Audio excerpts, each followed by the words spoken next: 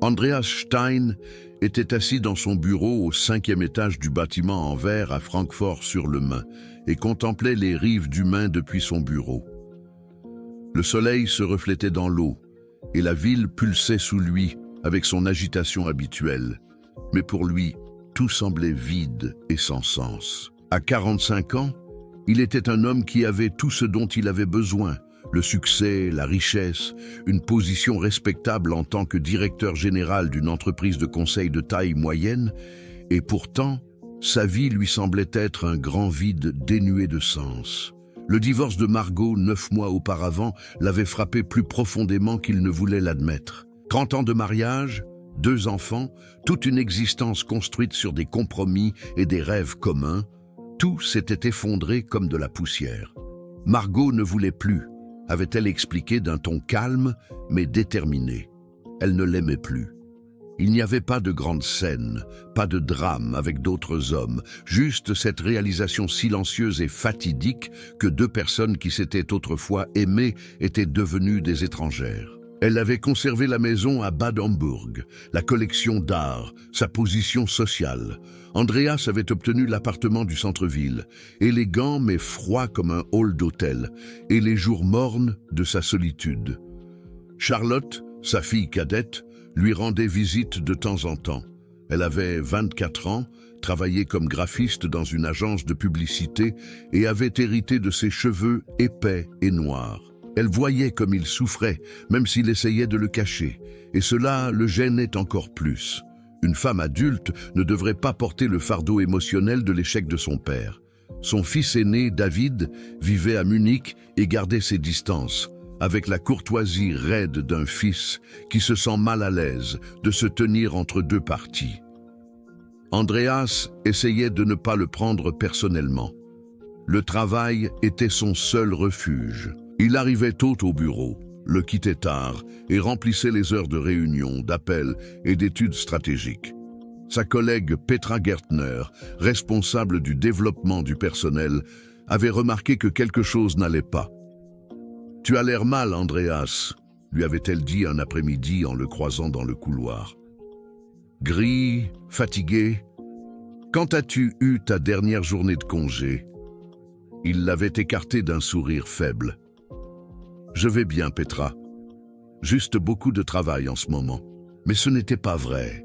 Ce n'était pas le travail qui le pesait, c'était le vide qui le poursuivait partout. 3 semaines auparavant, le département des ressources humaines lui avait proposé de suivre une formation en communication.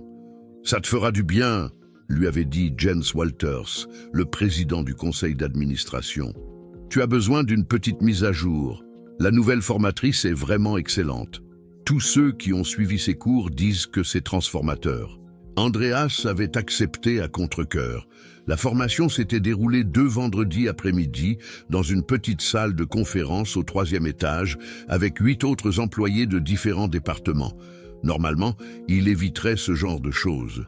Les formations en développement personnel lui avaient toujours semblé suspectes. Trop de psychologie, trop de sentiments. Mais il était assez désespéré pour essayer.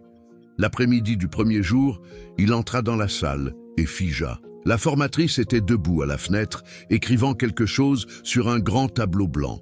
Elle avait environ 30 ans, avec des cheveux bruns ondulés qu'elle avait attachés en un nœud lâche. Elle portait un costume noir élégant et simple et parlait à l'un des autres participants avec une voix qui était à la fois chaleureuse et professionnelle. Quand elle s'est retournée pour saluer la salle entière, ses yeux ont brièvement croisé les siens, et Andreas a senti quelque chose dans sa poitrine, une sorte de choc électrique qu'il n'avait pas ressenti depuis des mois. « Bon après-midi à tous », a-t-elle dit avec un léger accent slave. « Je m'appelle Natalia Petrov. Je vais diriger votre formation en anglais et en communication. Je sais que pour beaucoup d'entre vous, l'anglais n'est pas votre première langue, et c'est tout à fait normal. Nous n'allons pas seulement pratiquer la langue, mais aussi apprendre comment nous communiquons plus efficacement, comment nous écoutons, comment nous construisons la confiance. » Elle a souri, et Andreas a remarqué qu'il retenait son souffle. Ce n'était pas seulement son apparence, bien qu'elle soit indéniablement attirante, mais quelque chose dans son être. Une présence, une attention qui semblait remplir toute la pièce. Elle a parlé à chaque participant individuellement, s'intéressant à leur parcours professionnel et à leurs objectifs.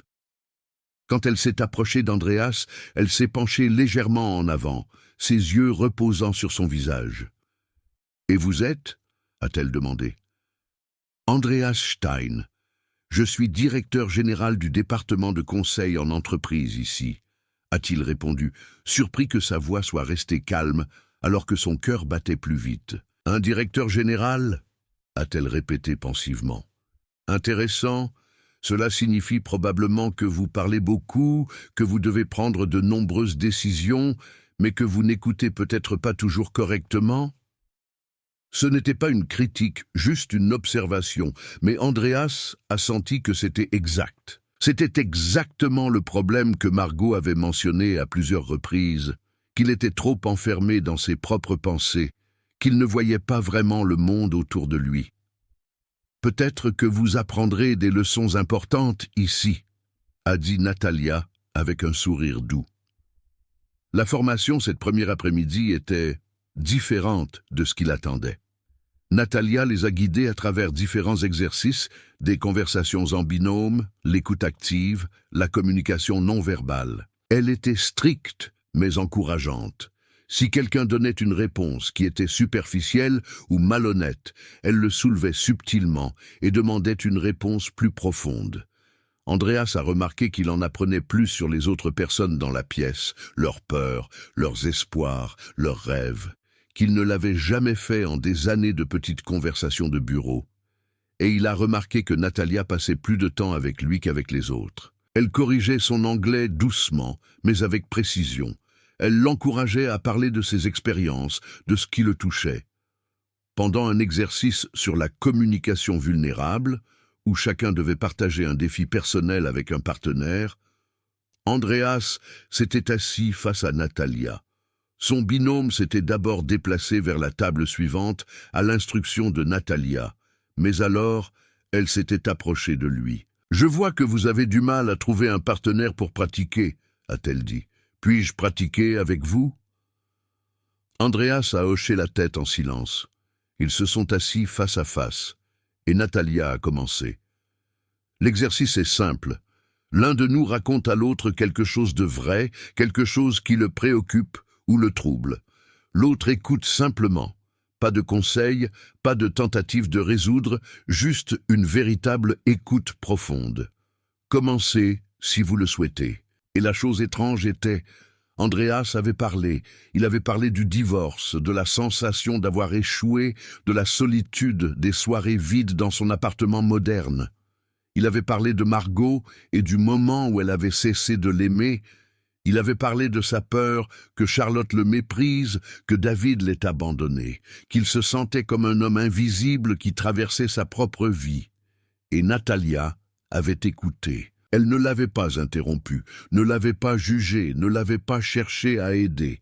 Elle l'avait simplement regardé, ses yeux pleins d'empathie, et c'était la première fois depuis des mois qu'Andreas se sentait vraiment vu. Quand l'heure a pris fin, quand Natalia a congédié le groupe, elle a dit à Andreas « Vous avez un esprit sensible, c'est rare à votre âge et votre position, ne le perdez pas. » Le vendredi suivant, Andreas était arrivé 10 minutes plus tôt à la formation. Il s'était dit que c'était juste pour être bien préparé, mais la vérité était qu'il voulait voir Natalia. Elle était à nouveau debout à la fenêtre, un café dans une main, un carnet dans l'autre. Elle a souri quand elle l'a vue, et Andreas a senti quelque chose en lui commencer à fondre. « Bon après-midi, Andreas » a-t-elle dit. « Tu as hâte de suivre le cours d'aujourd'hui ?» Elle avait commencé à utiliser « tu » au lieu de « vous », informellement, mais intimement. Andreas a hoché la tête. « Oui », a-t-il dit simplement, « j'en ai beaucoup hâte. » Pendant la deuxième journée de formation, Andreas a remarqué que Natalia se tenait souvent à côté de lui pendant qu'il travaillait sur des exercices. Elle posait parfois sa main sur son bras pour attirer son attention. Elle lui demandait des nouvelles de sa journée, de son week-end, de ses pensées sur différents films ou livres. Après la formation, elle a proposé de prendre un autre café avec lui, pour continuer à travailler sur son anglais. Ils sont allés dans un petit café tranquille à proximité, et 2 heures se sont envolées tandis qu'ils parlaient de sa carrière, de sa vie à elle, de leurs rêves. Elle lui a raconté qu'elle venait de Saint-Pétersbourg, qu'elle avait déménagé en Allemagne il y a 8 ans pour trouver de meilleures opportunités. Elle travaillait comme professeure d'anglais mais donnait aussi des formations en entreprise.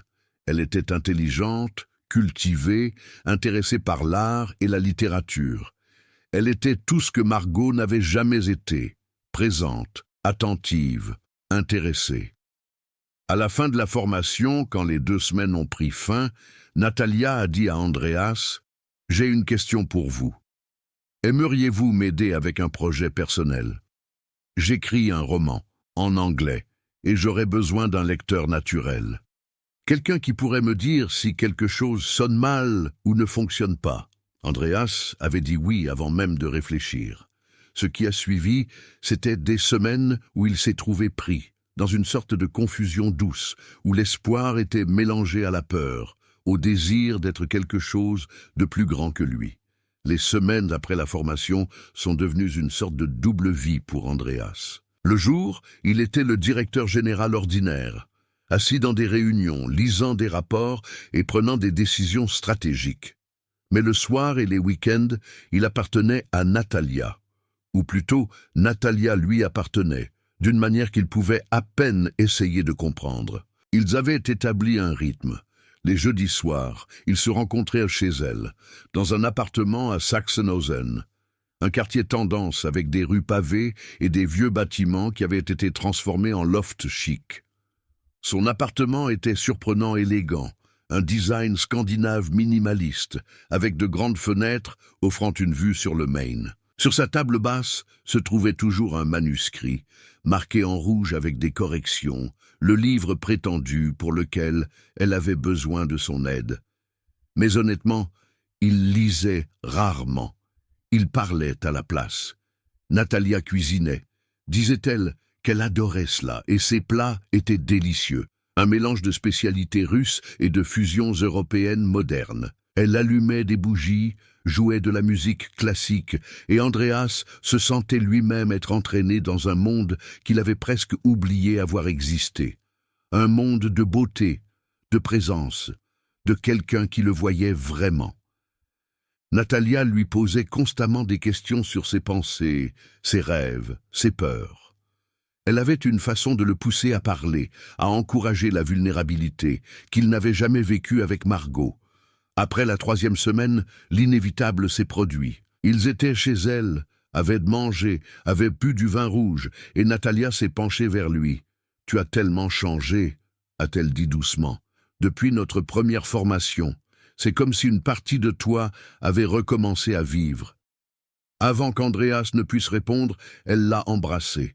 Ce n'était pas agressif ou exigeant. C'était tendre, interrogateur, comme si elle lui demandait poliment la permission d'entrer dans son cœur. Andreas l'a embrassée en retour, et c'était comme une inondation, comme une rupture de barrage après des années de sécheresse.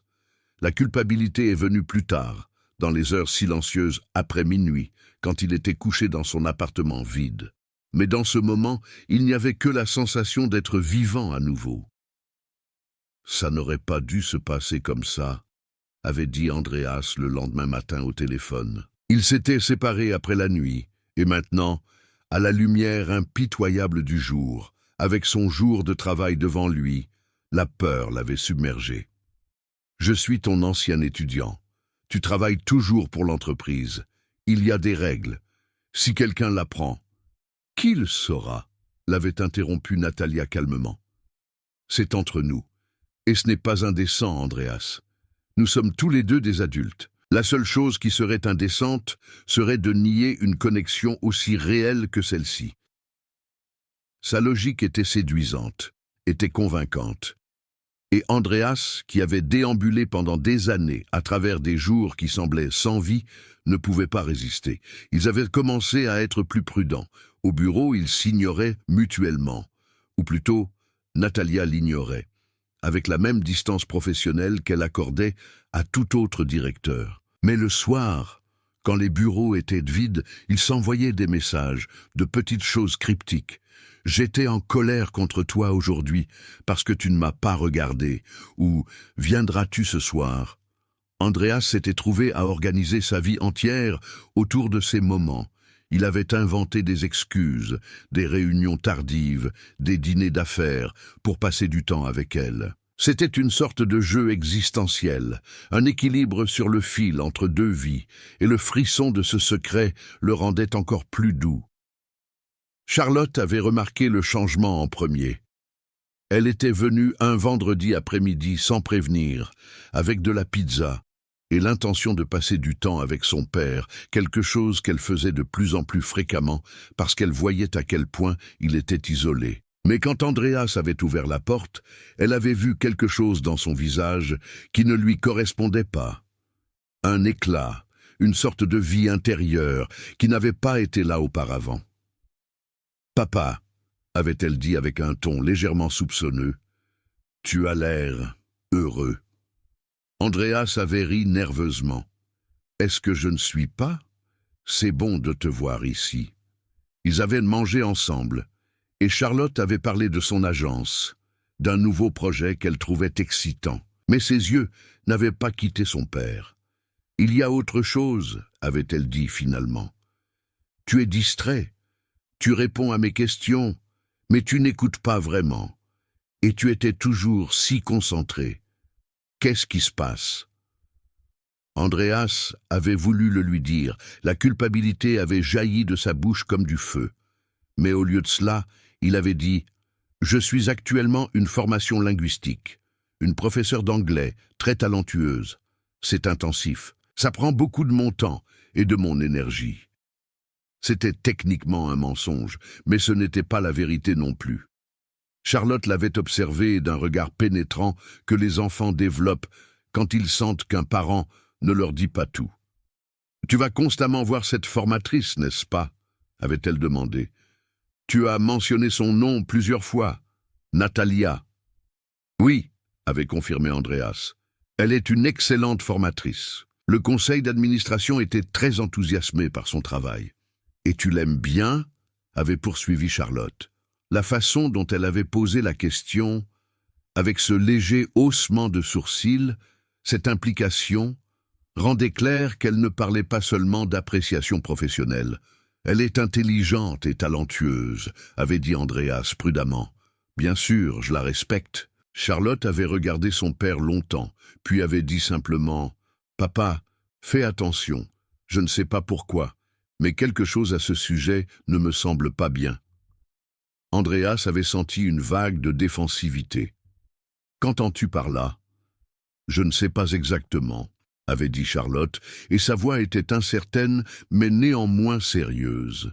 « C'est juste un sentiment.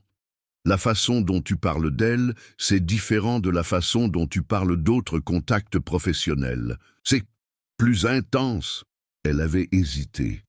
Et une seule professeure d'anglais qui donne une formation privée supplémentaire au directeur général, ce n'est pas normal, papa. Andreas avait posé sa bière. Charlotte, j'apprécie ta préoccupation, mais je suis un adulte, je sais ce que je fais. C'était un mensonge qu'il se répétait, encore et encore, chaque fois que le doute commençait à s'insinuer.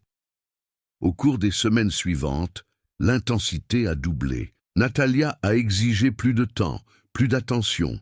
Elle voulait qu'il la prenne partout, à des expositions d'art, à des concerts, à des restaurants dans les banlieues où il était moins probable qu'il rencontre quelqu'un qu'il connaissait. Mais il restait prudent, toujours en conspiration. « Nous devons être discrets, » disait-elle encore et encore. « Si ta compagnie découvre que nous sommes ensemble, en particulier puisque je travaille pour elle, les choses pourraient devenir compliquées. Ta réputation pourrait en souffrir. » C'était elle qui donnait cet avertissement, qui le confirmait qu'il devait protéger quelque chose de réel du monde, quelque chose de fragile qui s'effondrerait sous trop de lumière. À 3 heures du matin, un vendredi, Natalia avait envoyé un message à Andreas. « Je veux que tu voies une vidéo de moi. Quelque chose de personnel. Quelque chose qui montre combien tu comptes pour moi. » Le lien menait à une galerie en ligne privée, des photos d'eux ensemble, certaines de sa première visite à son appartement, certaines de moments plus intimes. Elles étaient magnifiquement photographiées, avec une lumière douce et une composition soignée. « Pour vous souvenir », disait son message, « ces moments sont trop précieux pour être oubliés. » Andreas avait ressenti un frisson étrange en regardant les photos. Une partie de lui était ravie, la preuve que c'était réel, qu'il était vraiment avec cette femme magnifique. Une autre partie se demandait quand et comment elle avait pris ces photos sans qu'il ne le réalise pleinement. Mais cette pensée s'était noyée dans le bruit de son désir de maintenir cette connexion, de ne pas perdre cette intensité. Un mois après leur premier baiser, Natalia avait parlé du fait qu'elle avait besoin d'une nouvelle voiture. « Ma vieille voiture est constamment en panne », avait-elle dit pendant qu'ils étaient chez elle après qu'ils aient fait l'amour ensemble.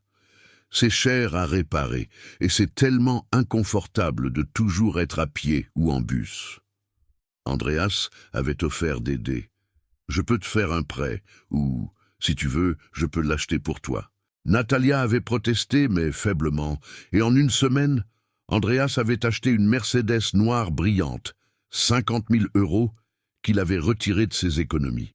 « Tu n'avais pas besoin de faire ça », avait dit Natalia quand ils avaient d'abord conduit la voiture, mais sa main reposait tendrement sur sa cuisse et son sourire lui disait qu'elle était plus qu'heureuse. Puis était venue la question de l'argent. « Ma mère, en Russie, » avait expliqué Natalia un soir avec un visage préoccupé. « Elle a des problèmes cardiaques. Elle a besoin d'une opération très coûteuse. Ma famille n'a pas d'argent. Je suis la seule qui puisse l'aider. » Elle l'avait regardé avec des yeux qui semblaient si vrais, si vulnérables. Andreas avait transféré 15 000 € sur un compte bancaire que Natalia lui avait donné, prétendument pour une clinique médicale à Saint-Pétersbourg. Elle l'avait embrassé et avait pleuré, et avait dit qu'elle ne savait pas comment elle pourrait jamais le remercier. Ce qu'Andreas ne savait pas, ce qu'il ne pouvait pas savoir sans creuser la vérité, c'était que le compte était enregistré au nom d'une GmbH, que la mère de Natalia à Saint-Pétersbourg était déjà morte depuis 13 ans, que la chirurgie n'avait jamais eu lieu et ne se ferait jamais, que tout ce que Natalia lui avait dit, son histoire, sa famille, ses rêves, avait été soigneusement construit comme le manuscrit qu'elle n'avait jamais vraiment écrit. Charlotte, cependant, avait creusé. Elle l'avait fait par un mélange d'amour pour son père et d'un malaise croissant. Elle avait demandé à un ami, un spécialiste en informatique, de l'aider à rechercher la présence en ligne de Natalia. Ce qu'ils avaient trouvé était bizarre. Un compte Instagram créé il y a 2 ans, mais rempli uniquement d'images génériques. Un profil LinkedIn avec des lacunes bizarres dans les antécédents professionnels. Une adresse sur le site web de l'Université de Francfort que d'autres enseignants ne pouvaient pas confirmer. Charlotte avait décidé d'élargir ses recherches. Elle avait parlé avec Petra Gertner, une collègue de son père, et avait demandé en passant depuis combien de temps Natalia Petrov travaillait pour l'entreprise. Petra l'avait regardée avec confusion. « Natalia, je ne connais personne avec ce nom, Charlotte. Qui est-ce » C'était le moment où Charlotte avait su que quelque chose d'erronément ne fonctionnait. Elle était allée voir son père et le lui avait dit directement. « Papa, il n'y a pas de Natalia Petrov qui travaille comme formatrice pour la compagnie. J'ai demandé partout, elle n'existe officiellement pas. » Andreas était devenu pâle. « C'est absurde, » avait-il dit, mais sa voix ne semblait pas convaincue. « Elle m'a entraîné, Jens lui-même me l'a recommandé. » Charlotte avait regardé son père, et dans ce moment, elle avait vu un homme brisé, un homme qui venait juste de réaliser qu'il avait été attiré dans quelque chose de beaucoup plus grand et plus sombre qu'une simple affaire interdite. La lumière qui avait brillé dans ses yeux au cours des dernières semaines, ce reflet intérieur, avait commencé à s'éteindre, remplacé par quelque chose de plus froid, quelque chose comme de la peur. Andreas avait appelé Natalia, mais elle n'avait pas répondu. Au lieu de cela, il avait reçu un message. « Je suis occupé, je t'appellerai plus tard. » Les 2 jours suivants avaient été une torture de silence. Il avait essayé de l'appeler, d'envoyer des SMS, de la contacter par email. Tout était resté sans réponse. Une partie de lui avait essayé d'ignorer Charlotte. Les implications de sa découverte avaient été repoussées, mais c'était impossible. Le malaise avait grandi comme une plaie infectieuse, s'enflammant sous sa peau. Dimanche soir, il avait vu un email dans sa boîte de réception, d'une adresse qu'il ne reconnaissait pas. secure.backup@protonmail.com. Cher Andreas, se lisait le sujet. Je pense qu'il est temps que nous ayons un accord. Avec des doigts tremblants, il avait ouvert l'email. Elle contenait plusieurs pièces jointes, des photos, toutes les photos que Natalia avait prises, mais aussi des vidéos intimes de lui et de Natalia ensemble, des messages qu'il lui avait écrits, des messages désespérés et aimants qu'il n'avait jamais prévu de voir publiés. Et puis le texte. Andreas, je sais que tu auras des questions et c'est compréhensible. Ce qui s'est passé entre nous était réel, du moins pour toi. Mais pour moi, c'était toujours un travail très lucratif. J'ai du matériel vidéo et photographique de nous qui détruirait ta carrière et ta réputation s'il était publié. Ta compagnie, le conseil d'administration, ta fille, ils verraient tous qui tu es vraiment. Un homme qui abuse de son pouvoir, qui viole les directives de l'entreprise, un homme si désespéré de validation qu'il risque tout pour une femme. Mais ce n'est pas obligatoire d'arriver là. Tout ce que j'ai besoin, c'est ta coopération.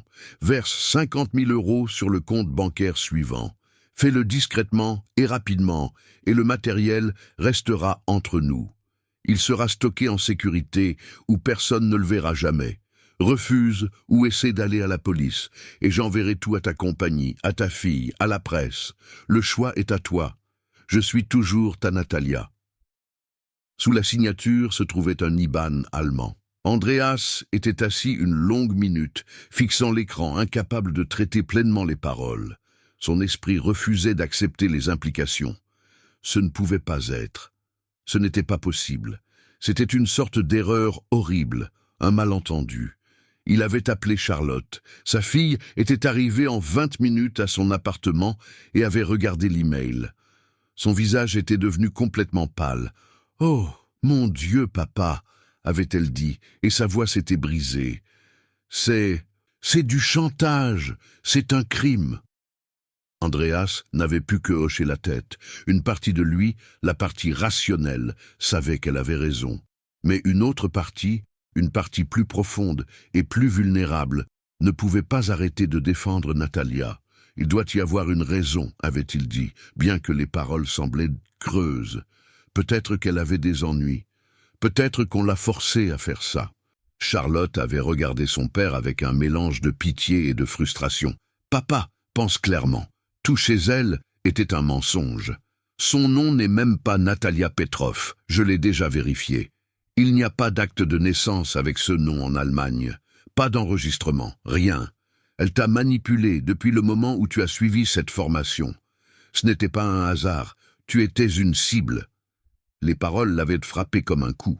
Cible. Le mot s'était répété dans sa tête de manière obsessive, réorganisant complètement son compréhension des dernières semaines. La formation, l'intérêt, l'intimité, tout cela était fait partie d'un plan. Un plan pour le capturer, le rendre vulnérable, exploiter sa vie. L'amour qu'il avait ressenti, l'amour réel, profond et désespéré, avait été construit sur une base de mensonges, qui était plus compliqué que n'importe quel roman. « Nous devons aller à la police », avait dit Charlotte fermement. « C'est un cas pour la police criminelle. C'est un crime organisé, papa. Il existe des lois contre ce qu'elle a fait. » Mais Andreas n'était pas sûr. La peur, une peur qui était plus profonde et plus primaire que n'importe quel amour pour Natalia, l'avait maintenu en place. « Si je vais à la police, ils poseront des questions. Ils voudront voir les vidéos, les photos. Il y aura des enquêtes, et pendant ce temps, le matériel pourrait s'échapper. Ta mère pourrait le voir. Jens pourrait le voir. Toute la compagnie pourrait le voir. » Charlotte avait pris sa main. « Et si tu ne vas pas à la police, alors elle te fera du chantage, encore et encore. Ça ne s'arrête jamais avec 50 000 €, papa. C'est juste le début. » Elle avait raison. Et Andreas le savait. Mais c'était un choix entre deux abîmes. Les deux menaient à la destruction. Il avait eu besoin de temps pour penser. Il avait eu besoin de conseils. Il avait eu besoin de quelqu'un qui n'était pas Charlotte. Non pas qu'il ne lui faisait pas confiance, mais elle était sa fille, et ce fardeau ne devait pas reposer sur ses épaules. Lundi, il était allé travailler comme d'habitude. Il avait essayé de paraître normal, mais sous la routine superficielle se trouvait un tsunami de peur et de confusion. Jens Walters avait remarqué le changement. « Andreas, ça va ?» avait-il demandé le matin quand Andreas avait manqué une réunion du conseil d'administration. « Tu as l'air pas bien. » Andreas avait marmonné quelque chose sur le manque de sommeil et avait fait semblant d'être concentré sur son téléphone. Mais pendant le déjeuner, il était monté sur la terrasse du bâtiment où il était seul et avait appelé un nom.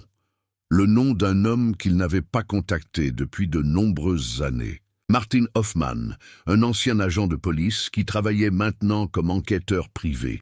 Il s'était connu lors d'une formation de conformité de l'entreprise.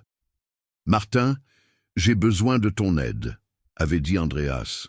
« Et j'ai besoin que ça reste absolument confidentiel. » La réunion avec Martin s'était déroulée ce soir-là dans un bureau discret près de la gare. Martin était un grand homme aux cheveux gris et aux yeux calmes et observateurs. Andreas lui avait montré l'email, les photos, lui avait raconté toute l'histoire. Martin avait écouté attentivement, son visage restant neutre, puis avait dit « Ce n'est pas la première fois que j'entends parler de quelque chose comme ça. Il existe un mode opératoire utilisé par différents groupes, appâts et pièges, pour extorquer des hommes riches. C'est presque toujours organisé au niveau international. Des hommes comme toi, vulnérables, d'âge moyen, divorcés ou seuls. Des cibles parfaites. « De combien de victimes y a-t-il » avait demandé Andreas. « Difficile à dire » avait répondu Martin. « Beaucoup ne le signalent pas, pour les raisons exactes que tu me donnes. Peur de la révélation, peur de la destruction de sa réputation. Mais nous avons au moins 3 cas documentés au cours des 2 dernières années dans cette région seule. Stuttgart, Munich, Francfort. Les filles sont différentes, mais la stratégie est toujours la même. « Filles », avait répété Andreas. Martine avait hoché la tête gravement. « Elles sont organisées, Andreas. Ce n'est pas ce qu'une seule femme ferait. Il y a des coordinateurs, des photographes, des gens qui gèrent les comptes en ligne. Il y a un grand homme quelque part qui tire les ficelles. Ta Natalia, ou qui qu'elle soit, est probablement juste l'un des nombreux outils dans une grande machine. » L'idée qu'il n'avait pas été trompé juste par une personne, mais par toute une organisation, avait causé une nouvelle vague de dégoût chez Andreas. « Que devrais-je faire » avait-il demandé. « Techniquement, tu devrais aller à la police » avait dit Martin. « Mais je comprends pourquoi tu hésites. Si tu veux, je peux faire des recherches discrètement. Je peux essayer de suivre cette Natalia, ou qui qu'elle soit, découvrir sa véritable identité, cartographier le réseau derrière. Mais cela prend du temps et de l'argent. »« Combien » avait demandé Andreas. « 50 000 € pour 2 semaines de recherche discrète. C'est la même montant qu'elle a exigé dans sa première demande. Une ironie, je pense. » Andreas avait payé. Quoi d'autre pouvait-il faire? Il ne pouvait pas payer l'extorsion, se soumettre, vivre le reste de sa vie dans la peur. Mais il ne pouvait pas simplement aller à la police et exposer sa vie au jugement public. Donc il avait choisi un 3e chemin. Il découvrirait la vérité avant d'agir. Au cours des jours suivants, il avait reçu 3 autres emails de Natalia. Le premier était tendre. « Tu me manques. Je suis désolé d'avoir été si dur. J'ai traversé des choses difficiles, des choses qui te concernent. S'il te plaît, laisse-moi expliquer. Reviens ensemble. » Le deuxième était menaçant. « Ton temps s'écoule, Andreas. Les 50 000 €. D'ici la fin de la semaine, où le matériel s'affichera en ligne. » Le troisième était froid et commercial. « Il semble que tu n'aies pas compris à quel point la situation est grave. Je viens d'envoyer une vidéo à ta collègue Petra Gertner, juste un court-métrage pour te montrer que je suis sérieuse. Elle devrait le voir bientôt. Si tu ne veux pas payer, il y a beaucoup plus d'où ça vient. » Andreas était devenu froid. Petra, la pauvre et prévoyante Petra, qui s'était seulement préoccupée de son bien-être. Elle verrait des vidéos de lui, dans des moments intimes, avec une femme qui n'était pas Margot. Le sentiment de honte avait été écrasant. Le lendemain matin, Petra était venue à son bureau, le visage rouge de gêne et de colère. « Andreas, qu'est-ce que c'est ?» avait-elle demandé sans préambule. « J'ai reçu un email d'une adresse anonyme avec des vidéos de toi. Qu'est-ce que c'est ? Qui a fait ça ?» Andreas n'avait pas pu mentir. Pas maintenant, plus maintenant. Donc, il avait tout raconté à Petra. Tout. La formatrice qui n'existait pas. L'affaire. L'extorsion. Les emails. Les yeux de Petra étaient devenus de plus en plus grands à mesure qu'il parlait. Puis elle avait simplement dit « C'est un crime, Andreas. Tu as besoin de la police. Et pas seulement la police, tu as besoin d'aide juridique. C'est de l'extorsion, probablement aussi de la fraude, probablement aussi d'autres crimes. Ce n'est pas quelque chose que tu peux gérer seul. » C'était le moment où Andreas avait cédé, où il avait cessé le combat, réalisant que la vérité, aussi maladroite et honteuse soit-elle, était le seul chemin. Il avait pris contact avec la police criminelle de Francfort. La police criminelle de Francfort avait pris le cas avec une gravité remarquable. Le mardi matin, suivant son appel, Andreas s'était rencontré avec le commissaire Martin Hoffmann. Pas le même Martin qui était l'enquêteur privé, mais un autre, un policier avec 20 ans d'expérience en criminalité économique. Le commissaire était un grand homme dans ses années 50, avec des yeux vifs et une présence directe et sans détour. Il s'était assis avec Andreas dans un petit bureau discret du siège de la police, un enregistreur numérique entre eux sur la table. « Monsieur Stein, ce que vous me racontez ici, c'est du chantage, de la fraude et possiblement un abus sexuel utilisant une position de confiance », avait dit le commissaire Hoffmann, après avoir entendu l'histoire d'Andreas. Ce sont des crimes graves. La bonne nouvelle, c'est que vous n'êtes pas seul. Ce n'est pas la première fois que nous entendons parler de ce mode opératoire. Le commissaire avait ouvert un dossier épais et avait retiré plusieurs photographies. Elles montraient 4 femmes différentes, chacune avec un léger aspect différent, mais toutes avec les mêmes yeux intelligents et calculateurs. La première était ici à Francfort en 2021, avait dit Hoffmann, pointant la première photo. Une femme nommée Irina Sokolenko, prétendument entraîneuse de fitness. Elle avait extorqué un directeur général d'une compagnie immobilière pour un total de 250 000 € en 6 mois, avant d'aller à la police. La deuxième était en 2022 à Stuttgart. Elena Markeva travaillait comme entraîneuse de langue. Un dentiste nommé Klaus Ritter a perdu plus de 150 000 €. La troisième était à Munich. Svetlana Volkov, aussi une entraîneuse. Un hôtelier nommé Thomas Weber a perdu encore plus. Et maintenant, il y a toi. Andreas avait fixé les photos. Natalia n'était pas parmi elles, ou plutôt, elle y était, mais avec des cheveux différents, des traits différents, un nom différent. C'était comme si la même âme portait différents masques. « C'est toute la même personne ?» avait-il demandé. « Ce ne peut pas être dit avec certitude », avait répondu Hoffmann. « Les cas se ressemblent tellement que nous soupçonnons que c'est organisé. Un réseau, pas juste un individu. Ce que nous savons, c'est que la méthode est toujours identique. Une femme attirante, une position de confiance ou de pouvoir, un homme seul, riche, déjà dans une position vulnérable, et puis extorsion. La complication, c'est que plusieurs de ces femmes ont simplement disparu avant de pouvoir être poursuivies. Elles quittent le pays, changent d'identité, réapparaissent ailleurs. Pourquoi les autres victimes n'ont-elles pas intenté une action en justice ? Avait demandé Andreas. Hoffmann s'était penché en arrière. C'est la zone grise, n'est-ce pas ? Beaucoup d'entre eux ne voulaient pas que leur honte soit publique. Ritter à Stuttgart avait essayé de la cacher jusqu'à ce qu'il tente une tentative de suicide. Ça s'est alors devenu un cas. Weber aussi a essayé de le garder privé, jusqu'à ce que sa femme le découvre et engage un avocat. Plutôt que de continuer, la plupart préfèrent de considérer les pertes comme des leçons et continuer. Vous comprenez la dynamique psychologique, la culpabilité, la honte, l'embarras. C'est un crime parfait, car les victimes ont trop honte de le signaler. « Non, que pouvez-vous faire ?» avait demandé Andreas avec espoir. « Ça dépend de toi », avait dit Hoffman. « Je peux ouvrir un cas officiel, mener une enquête, mais si tu veux que nous attrapions Natalia, ou qui qu'elle soit, et que nous la poursuivions, nous avons besoin de preuves. Nous avons besoin de sa confession. Et la meilleure façon d'obtenir cela, c'est si tu coopères avec nous. » « Qu'est-ce que cela signifie ?» avait demandé Andreas, bien qu'il le sache déjà. « Cela signifie que tu la rencontres. Tu la contactes, tu arranges une réunion. Nous te fournirons un équipement d'enregistrement, très petit, très discret. Tu mèneras une conversation avec elle, où tu essaies de la faire confesseur ses activités, répéter ses menaces, confirmer ses demandes.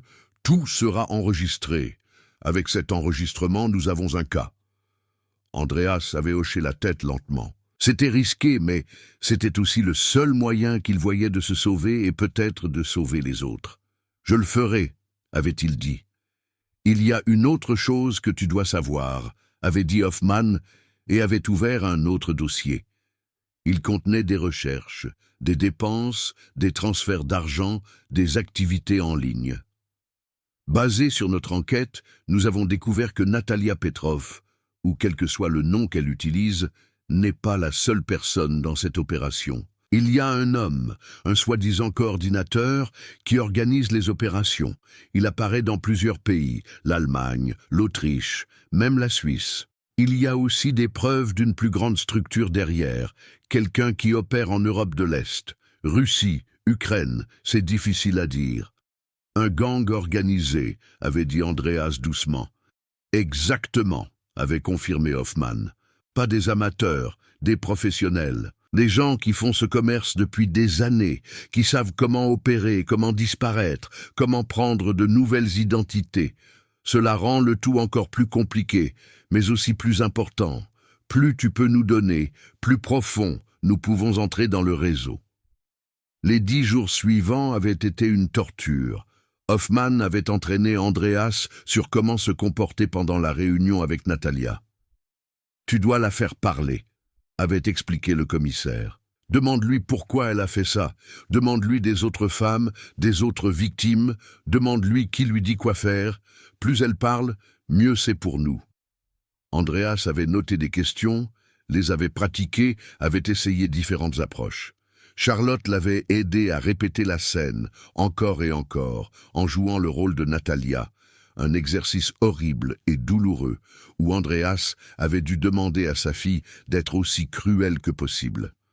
L'équipement d'enregistrement que Hoffman lui avait donné était effectivement remarquablement petit, une montre numérique qui ressemblait à une smartwatch normale, mais pouvait enregistrer 2 heures d'audio. Hoffman lui avait montré comment l'activer, comment s'assurer que la batterie était pleine. « C'est ta protection », avait dit le commissaire. « Tant que cette montre collecte des données, tu enregistres une assurance. Si quelque chose tourne mal, si elle te menace, si elle devient violente, tu as des preuves. » Andreas avait envoyé un message à Natalia. « Nous devons parler, de tout. Je comprends pourquoi tu as fait ça. Je veux comprendre ce que je peux faire pour résoudre ceci. » Il avait attendu 24 heures pour une réponse qui avait finalement arrivé vendredi, 20 heures, chez moi. Viens seul. Vendredi, Andreas s'était assis dans sa voiture à 19h45, à environ 2 pâtés de maison de l'appartement de Natalia. Le commissaire Hoffman et 2 autres agents se trouvaient dans un van à proximité avec des récepteurs pour surveiller l'enregistrement.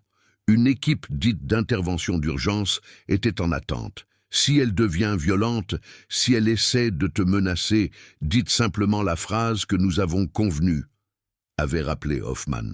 La phrase était « Il est temps de payer pour mes erreurs ». C'était le signal pour que les agents interviennent.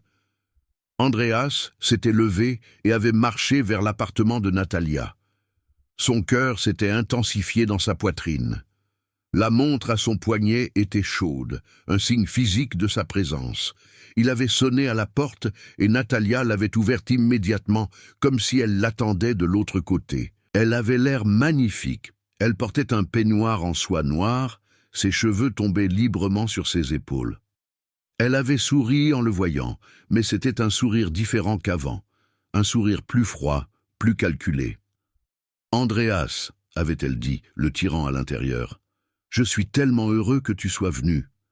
J'étais inquiète de t'avoir perdu. » Elle l'avait embrassé sur la joue, un baiser sans véritable affection, plus quelque chose qu'elle faisait par habitude. « Nous devons parler, » avait dit Andreas, et il avait remarqué que sa voix sonnait contre nature. « De tout. » Bien sûr, avait dit Natalia et l'avait mené au salon. « Mais d'abord, tu veux quelque chose à boire?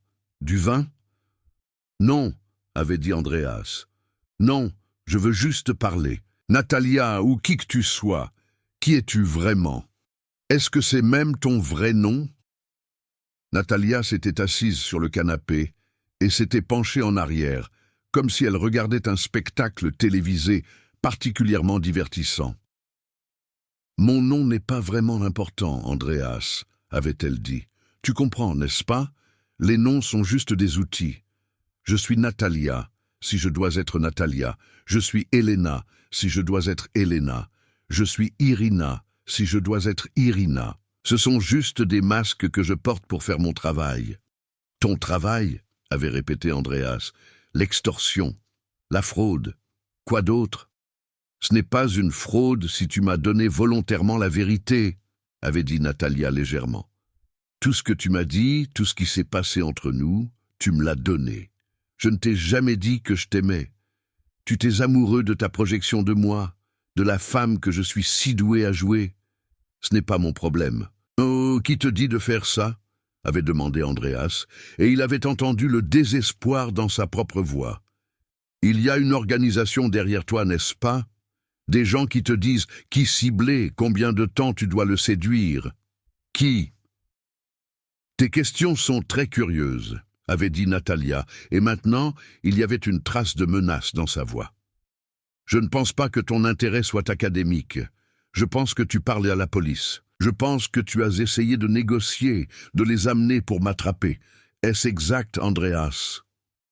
Andreas avait voulu nier, mais elle s'était levée et avait marché vers la fenêtre. Elle avait tiré le rideau et avait pointé la rue. « Le van blanc là-bas, » avait-elle dit calmement. « C'est ta compagnie d'assurance? Ton petit piège ?» Elle s'était retournée vers lui et son visage était glacial. « Écoute, je ne suis pas désagréablement surpris. J'aurais pu voir cela arriver. La plupart des hommes ont une colonne vertébrale à un moment donné. La question est, qu'est-ce que je vais faire maintenant ? » Elle s'était dirigée vers son ordinateur portable et avait ouvert un fichier. « Tu vois ces photos ici ?» avait-elle dit. « C'est la semaine prochaine. Les toutes nouvelles seront envoyées à ta compagnie, à Jens Walters directement, avec une note que tu as abusé de ton pouvoir. Mais il y a plus. Ces vidéos vont à ta ex-femme, Margot. Ceux-ci vont à tes fils. Oui, je sais que tu as 2 fils, David et... » Elle a l'air de vérifier un nom. « Et Wilhelm. Ils les verront. Tous. Ta toute famille, ta carrière entière, complètement détruite. C'est mon assurance, Andreas, et je peux appuyer sur ces boutons si je veux. C'est fini, avait dit Andreas, et les paroles provenaient d'un lieu de calme qu'il ne savait pas qu'il possédait. C'est fini, peu importe ce que tu fais. J'ai déjà tout dit à la police. Ils connaissent ton jeu, ils savent des autres victimes, ils savent du réseau. Publier les vidéos ne te sauvera pas. Ça ne fera que rendre les choses pires. Natalia avait ri, pas amusée, mais irritée. Tu ne comprends pas, Andreas. Il n'y a pas de réseau que tu connais. Il y a des gens très dangereux dont tu ne verras jamais les noms et les visages, qui s'assurent que des problèmes comme toi disparaissent. Alors ne me menace pas avec la police. La police ne peut pas me protéger de ce qui se passera si j'échoue. » C'était cette déclaration, cette allusion à un réseau encore plus grand, à des gens en dehors du contrôle de Natalia, qui était le signal. Andreas avait dit les paroles convenues, très doucement. « Il est temps de payer pour mes erreurs. » La porte avait volé. Le commissaire Hoffman et 3 autres agents avaient fait irruption. Natalia avait essayé de s'enfuir. S'était ruée vers la porte arrière, mais elle était déjà ouverte, bloquée par 2 autres policiers. Elle avait été jetée au sol, Des menottes avaient été serrées autour de ses poignets. Elle avait crié en russe, des paroles qu'Andreas ne comprenait pas, mais le désespoir était universel. Natalia Petrov, Irina Sokolenko, Elena Markeeva, Svetlana Volkov, quel que soit le nom que tu portes, avait dit Hoffman d'une voix officielle, tu es arrêté pour extorsion, fraude, vol de biens et cybercriminalité. Tu as le droit de rester silencieuse. Alors que Hoffman lui lisait ses droits, la femme, la personne qu'Andreas connaissait, s'était fixée sur Andreas avec des yeux pleins d'une pure malveillance. « Tu vas le regretter », avait-elle dit en allemand avec un accent épais. « Tu vas regretter ce que tu as fait. » Andreas ne pouvait pas répondre. Il ne pouvait que regarder alors qu'elle était menée hors de l'appartement. Comment la réalité, enfin, terrifiante, douloureux, mais enfin, s'était établie.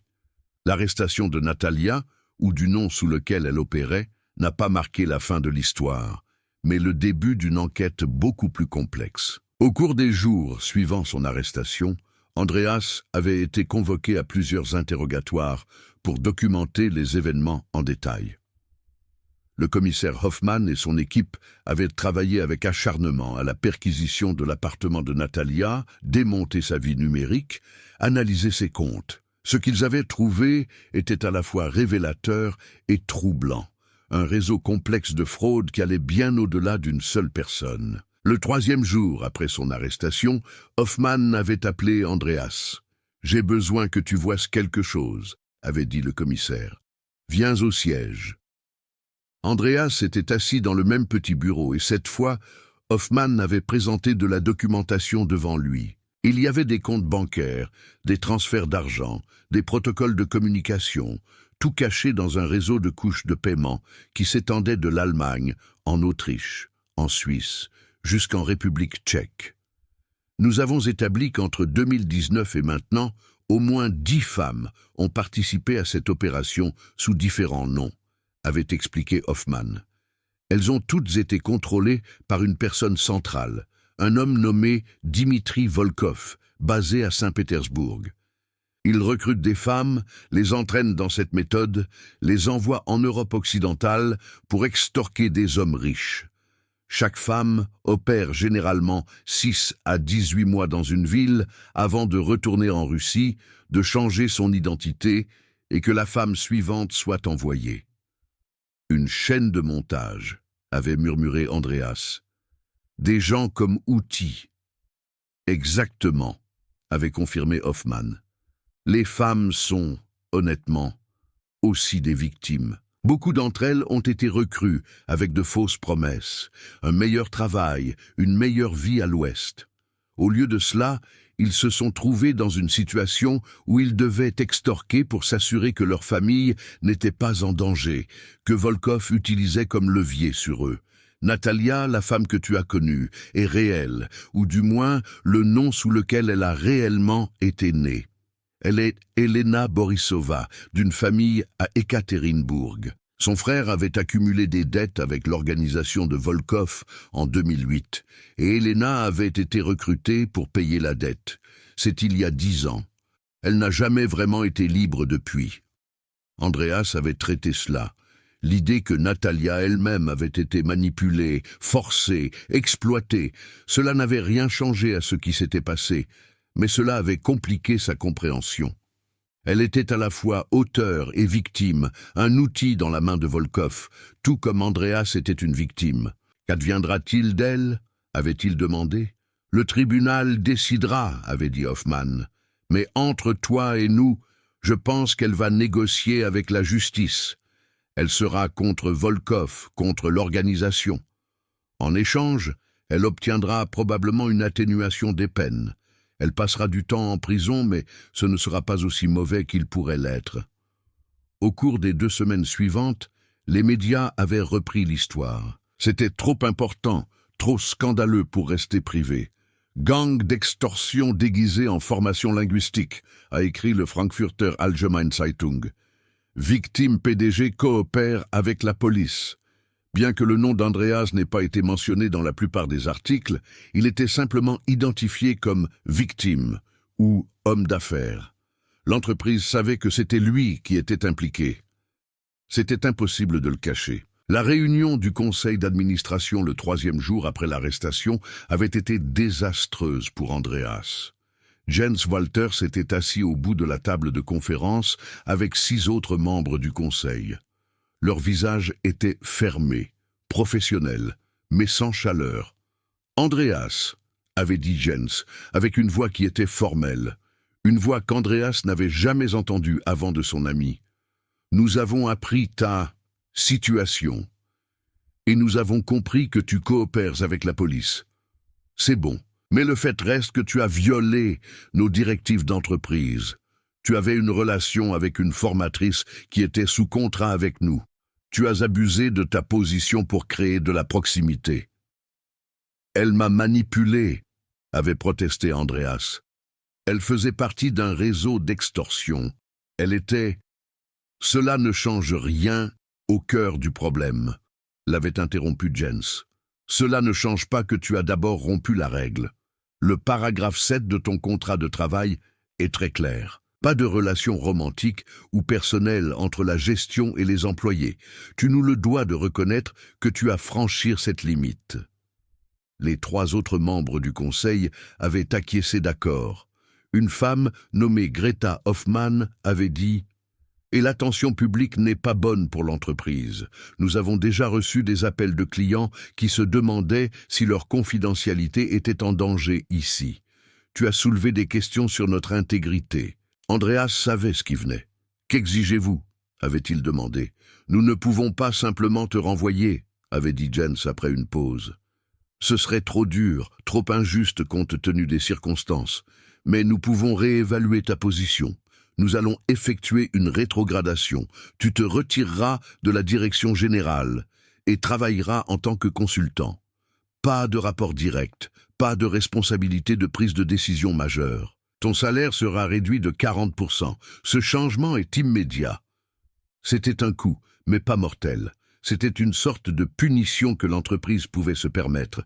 Mais c'était aussi une sorte de miséricorde. Elle aurait pu le virer complètement. Andreas avait hoché la tête en silence. « Je comprends, » avait-il dit. « J'accepte. Il y a une autre chose, » avait ajouté Greta. « La police a demandé l'accès à nos dossiers pour vérifier qui d'autres auraient pu être contactés par cette formatrice. Il est possible que d'autres membres de ta équipe de gestion aient également été ciblés. Nous enquêterons sur cela. » C'était une autre complication. L'idée que Natalia avait peut-être eu d'autres hommes dans l'entreprise à l'œil, que ce filet se serait peut-être élargi si Andreas n'était pas allé à la police. C'était effrayant. Mais tandis qu'Andreas luttait avec les conséquences professionnelles de sa relation, quelque chose d'autre s'est produit. Les autres victimes ont commencé à se manifester. L'histoire qui avait été publiée dans les nouvelles avait fonctionné comme un phare. Klaus Ritter de Stuttgart avait contacté la police et avait raconté son histoire. Thomas Weber de Munich avait fait de même. Ensuite, un 4e homme de Vienne avait dit qu'il était une victime de la même femme sous différents noms. Et maintenant que ces hommes ont commencé à partager leurs expériences, chacun d'eux a réalisé qu'il n'était pas seul, que c'était un modèle, une chasse, un crime systématique. Hoffmann avait arrangé une réunion entre Andreas et les autres victimes. Elle s'est déroulée dans une salle de réunion discrète, pas au siège de la police, mais dans un bureau privé d'un cabinet d'avocats qui s'était spécialisé dans les affaires de fraude. 4 hommes s'étaient assis autour d'une table de conférence. Andreas, Klaus Ritter, un grand homme gris aux yeux amers, Thomas Weber, un homme plus âgé avec un tremblement dans sa voix, et l'homme viennois, Peter Steinhaus, qui était le plus jeune, pas plus de 55 ans. Ils s'étaient regardés mutuellement, 4 hommes liés par la honte et la fraude, et soudainement, Klaus avait commencé à rire, non pas amusé, mais hystérique, et puis ils avaient tous pleuré. « Nous ne sommes pas seuls », avait dit Thomas doucement, alors que la vague d'émotion s'était calmée. « C'est la seule bonne chose à ce sujet. Aucun de nous n'est seul avec cette expérience. » Ils avaient raconté leurs histoires. Klaus avait perdu 150 000 € avant d'aller à la police. Thomas avait perdu 200 000 €.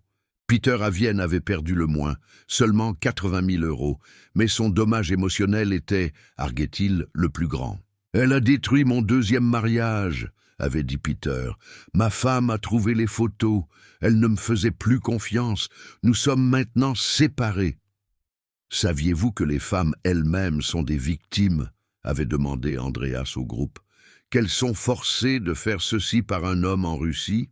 Cela signifie-t-il que nous devrions les pardonner ?» avait demandé Klaus amèrement. « Non, je ne crois pas. Elles nous ont choisis consciemment, manipulés, extorqués. Le réseau derrière elles rend ces pires, pas mieux, mais leurs actions étaient les leurs. La réunion des victimes avait conduit à quelque chose d'important, une poursuite conjointe contre Dimitri Volkov et son réseau.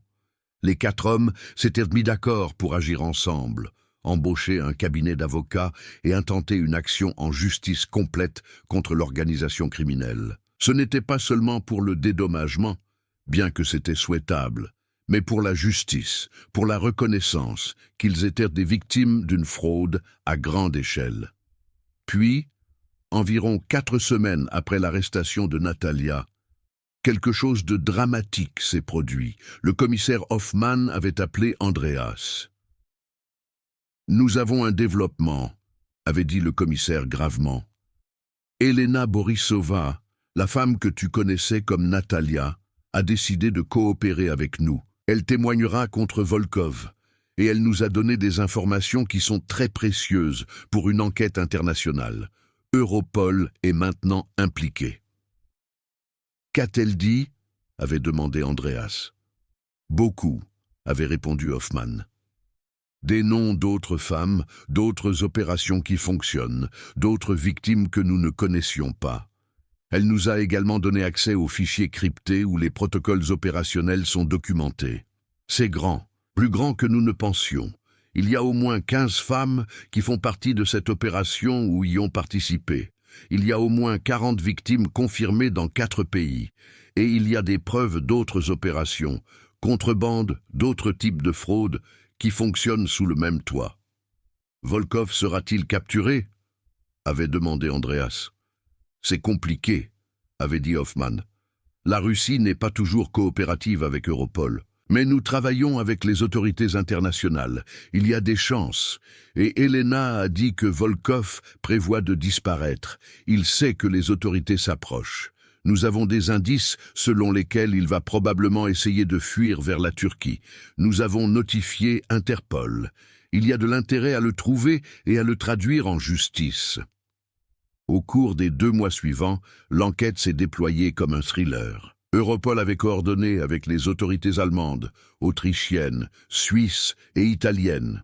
Les comptes bancaires avaient été gelés. Les caches sûres avaient été perquisitionnées. 3 autres femmes avaient été arrêtées, prétendues agents opérationnels du réseau. Et puis, un matin en juin, Hoffmann avait appelé Andreas. « Ils ont Volkov », avait dit le commissaire simplement. Il a été arrêté sur un vol d'Istanbul à Dubaï. Les Turcs l'ont retenu, basé sur notre alerte Interpol. Il sera extradé. Il y aura des négociations, mais ça va arriver. Andreas avait raccroché et avait pleuré pour la première fois depuis ce soir, quand la police avait fait irruption dans l'appartement de Natalia. Pas de tristesse, mais une sorte de soulagement compliqué. La bête avait été capturée, le réseau avait été brisé. Ce n'était pas parfait, cela ne le serait jamais, mais c'était quelque chose. C'était la justice, ou du moins le début de celle-ci. Charlotte était venue à la maison et avait tenu son père pendant qu'il pleurait. « C'est fini, papa », avait-elle dit. « C'est enfin fini. » 18 mois plus tard, Andreas était assis dans une salle d'audience à Francfort et écoutait un juge délivrer le jugement. Le procès contre Dimitri Volkov et 4 autres membres de son organisation avait duré 3 mois intensifs. Elena Borisova, Natalia, avait témoigné comme témoin principal, sa voix douce et sans sentiment alors qu'elle décrivait les détails de ses opérations, la façon systématique dont elle choisissait les hommes, comment elle était supposée les séduire, comment elle était supposée escalader ses extorsions. Elle avait été sous garde pendant tout le temps, entourée de policiers.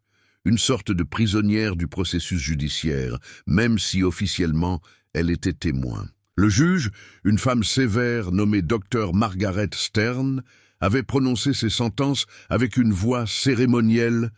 Dimitri Volkov, 7 ans de prison pour extorsion, fraude, traite des êtres humains et organisation criminelle. Le coordinateur à Vienne, Marco Petrov, 6 ans. Les 2 complices, qui travaillaient comme comptables et logistique, 4 ans chacun. Et Elena Borisova, 2 ans et demi, avec la recommandation d'une libération anticipée après 18 mois en raison de sa coopération avec les autorités. Après le jugement, Elena avait été menée. Elle ne regardait pas Andreas alors qu'elle quittait la salle d'audience. Ses yeux étaient figés sur quelque chose qui existait peut-être ou non.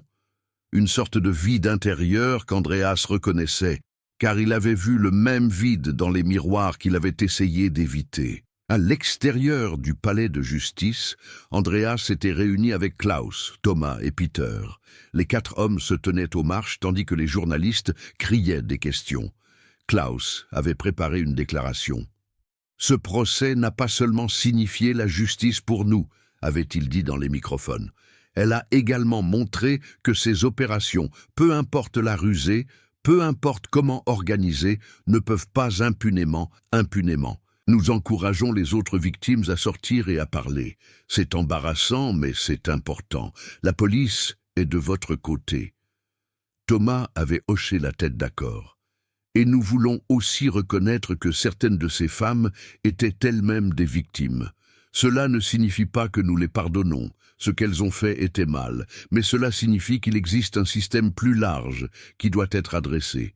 Traite des êtres humains, travail forcé, ces choses ne sont pas nouvelles. Le monde doit faire plus. » Quand la conférence de presse avait pris fin, Andreas et Charlotte avaient conduit à la maison. Sa vie, au cours des 18 derniers mois, avait été un mélange étrange de responsabilité et de reconstruction. L'entreprise l'avait renvoyé, pas immédiatement après l'arrestation d'Elena, mais 3 mois plus tard, après que l'attention publique eut causé trop de dégâts à sa réputation. « Ce n'est rien personnel », avait dit Jens, mais c'était personnel. Tout était personnel. Mais hors des ruines, Andreas avait construit quelque chose de nouveau. Il avait commencé comme consultant indépendant, travaillant avec de petites entreprises, des entreprises qui se souciaient moins de sa réputation et plus de son expertise. Il payait moins, environ 60 000 € par an, contre les 300 000 qu'il avait gagnés à Kaiser Import.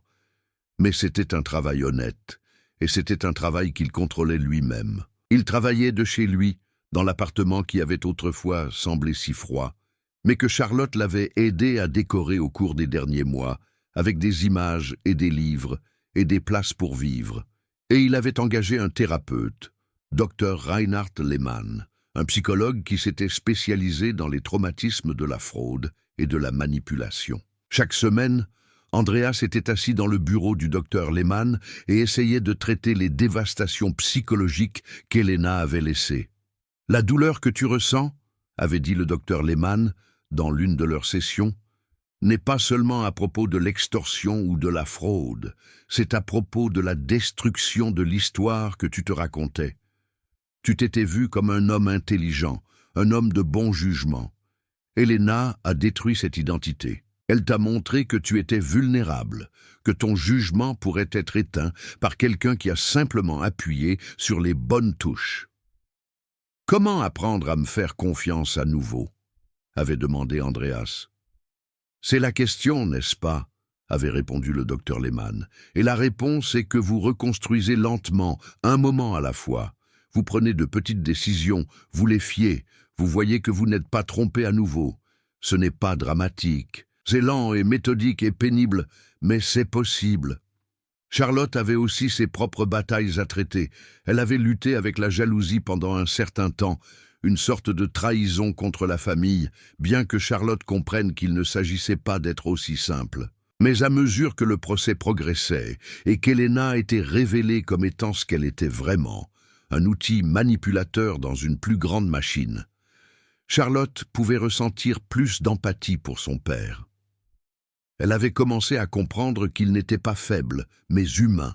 Les gens pouvaient être manipulés, les gens pouvaient se perdre, les gens pouvaient faire des erreurs et rester toujours dignes de se pardonner. Margot, sa femme, avait réagi de manière surprenante. Après l'arrestation d'Elena, elle avait appelé Andreas, non pas avec condamnation, mais avec une sorte de compréhension triste.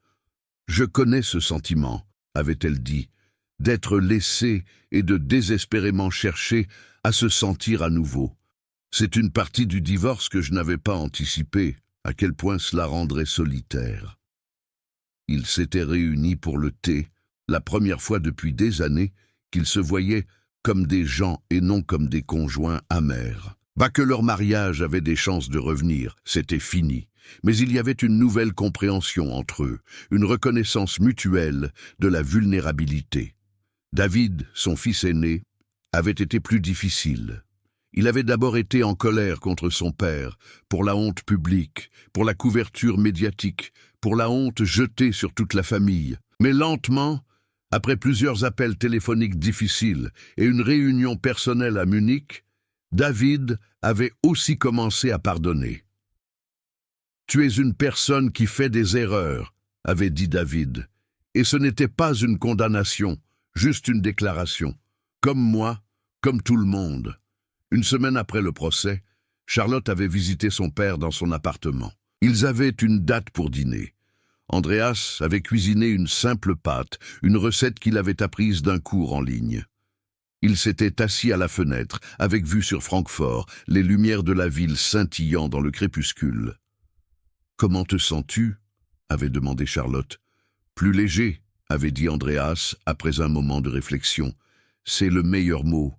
C'est comme si je portais du poids depuis ce soir avec Elena, et maintenant que le procès est fini, le poids s'envole. Ce n'est pas parti, je vais toujours le porter avec moi, mais c'est plus léger. »« Regrettes-tu d'être allé à la police » avait demandé Charlotte.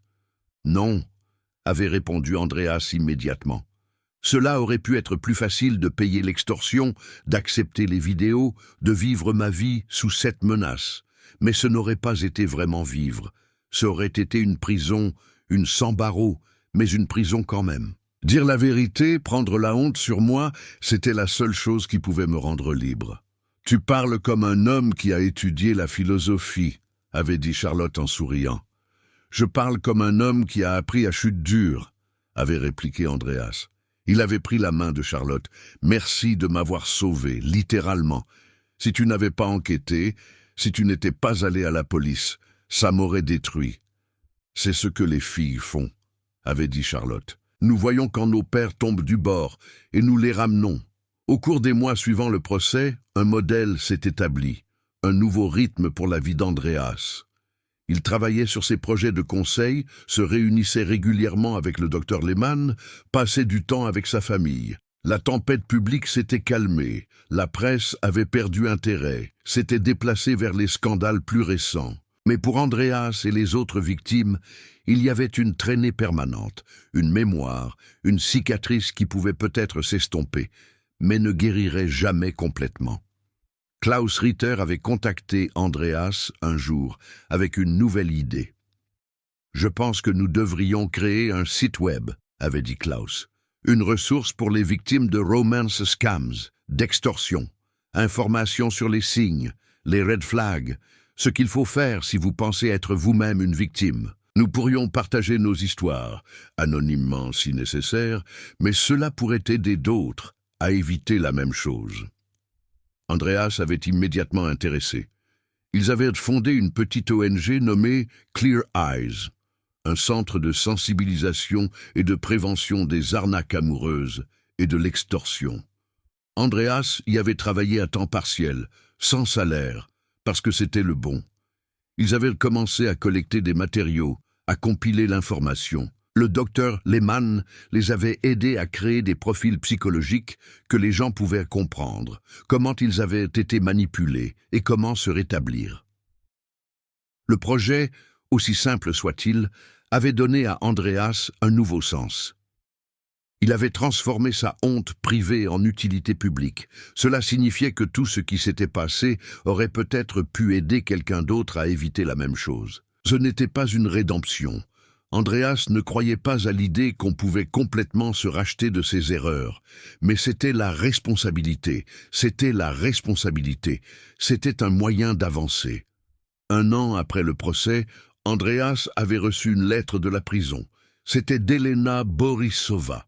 Elle avait été libérée après 8 mois en avance et vivait maintenant sous surveillance dans un programme de transition à Hambourg. La lettre était courte et écrite en anglais avec des erreurs grammaticales mais compréhensibles. « Cher Andreas, j'écris parce que je ne peux pas avoir la chance de te le dire d'une autre manière.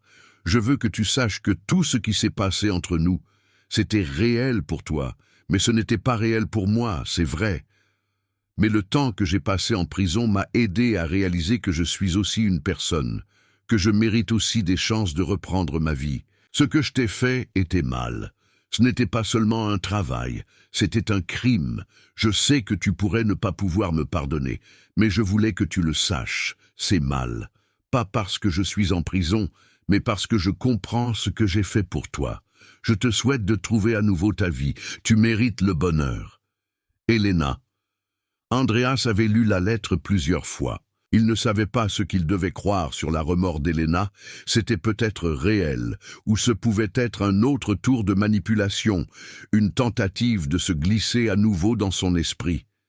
Mais ce n'était plus sa préoccupation. Elena était une étrangère, quelqu'un qu'il avait connu mais n'avait jamais vraiment compris. La personne qu'il avait aimée, Natalia, n'avait jamais existé. 2 ans après le procès, Andreas avait été invité à un panel d'experts pour parler des arnaques amoureuses à une conférence de conseil aux entreprises. C'était effrayant, l'idée de parler de son traumatisme devant un auditoire de plusieurs centaines de personnes. Mais c'était aussi nécessaire. Il avait préparé un discours qu'il avait pratiqué avec Charlotte jusqu'à ce qu'il puisse prononcer les paroles sans pleurer. « J'étais un homme réussi », avait-il commencé sur la scène de la conférence. « J'avais construit une carrière, une famille, une place dans le monde que je comprendre, et j'étais aussi seul, blessé par un divorce, vulnérable du doute de soi. Un prédateur a reconnu cette vulnérabilité et l'a utilisée contre moi. Pas par la force, mais par quelque chose d'une manière beaucoup plus subtile, par attention, par compréhension, par l'illusion de l'amour. C'est comment ces crimes fonctionnent. Ils ne fonctionnent pas par la force. Ils fonctionnent par les émotions. Ils fonctionnent en donnant les choses que nous voulons le plus, et puis en utilisant ce désir contre nous. » Il avait parlé des signes qu'il aurait pu voir. L'adaptation trop parfaite, l'intimité émotionnelle trop rapide, les petites incohérences dans son histoire. Il avait parlé de la honte qu'il avait ressentie et de comment la honte était l'un des leviers les plus efficaces utilisés contre lui.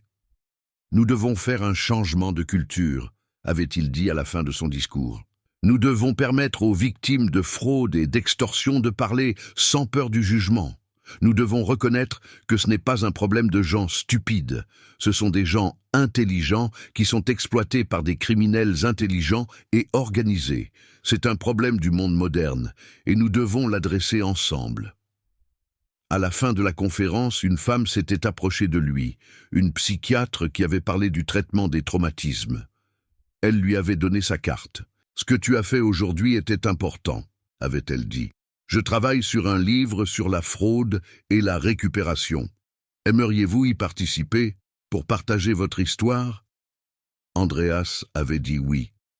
5 ans après l'arrestation d'Elena, Andreas avait une vie qui n'était pas parfaite, mais qui était réelle et authentique, et la sienne. Il travaillait sur différents projets, enseignait occasionnellement à l'université sur l'éthique commerciale, parlait à des conférences, travaillait avec la police pour identifier d'autres criminels.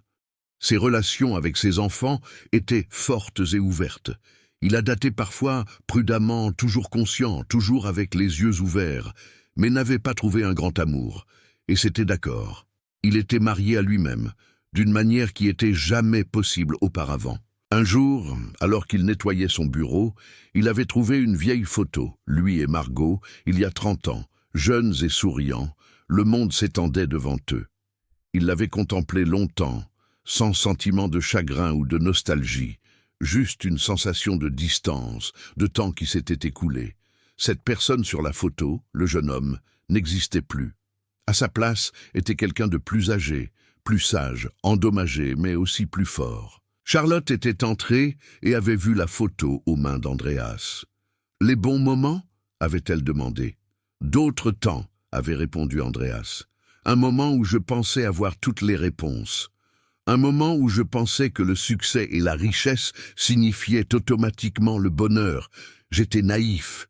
Tu étais humain, avait dit Charlotte. Ce n'est pas naïf, c'est juste la vie. Et tandis que le soleil se couchait sur Francfort, tandis que les lumières de la ville commençaient à scintiller et que la nuit s'installait, Andreas a réalisé que Charlotte avait raison. C'était la vie, la vraie, désordonnée, compliquée. Il l'avait perdue, presque complètement perdue, mais il l'avait récupérée. Pas mieux qu'avant, mais différent. Plus riche dans ce qui comptait, plus profond, plus authentique. La bête qui l'avait capturé, Dimitri Volkov, s'était assis dans une prison à Berlin et s'assiérait là depuis au moins 5 ans de plus avant de pouvoir faire toute tentative de libération anticipée. Les femmes qui travaillaient pour lui avaient été dispersées, certaines en prison, certaines dans des programmes de protection des témoins, certaines retournées dans leur pays d'origine, leur vie brisée par les crimes qu'elles avaient été forcées de commettre. Ce n'était pas parfait. Il n'y avait pas de justice parfaite pour ce genre de crime, mais c'était quelque chose, c'était un début. Et pour Andreas Stein, le directeur général qui avait été extorqué par sa professeure d'anglais, c'était suffisant. Ce n'était pas seulement suffisant, c'était plus que cela. C'était la chance de vivre à nouveau, d'être à nouveau humain, de se faire confiance à nouveau. Et tandis que la nuit tombait sur la ville, tandis que les lumières brillaient et que les gens dans les rues vivaient leur vie, Andreas savait qu'il était enfin à la maison.